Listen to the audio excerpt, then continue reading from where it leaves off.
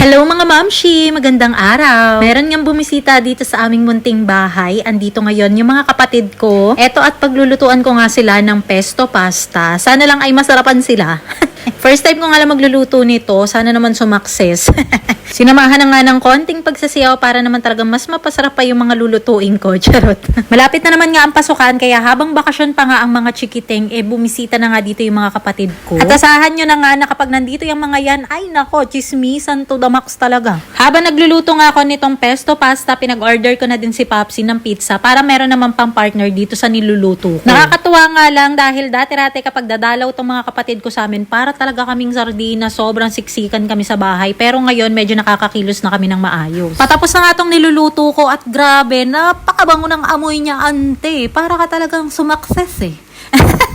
Dumating na nga din itong in-order ko na pizza, kaya eto, kakain na kami, kain din kayo dyan. Buti na lang pala talaga at nagpa-order ako ng pizza kasi hindi pala sila mahilig sa pesto pasta. So ang ending, si Popsi lang din ang umubos ng niluto ko.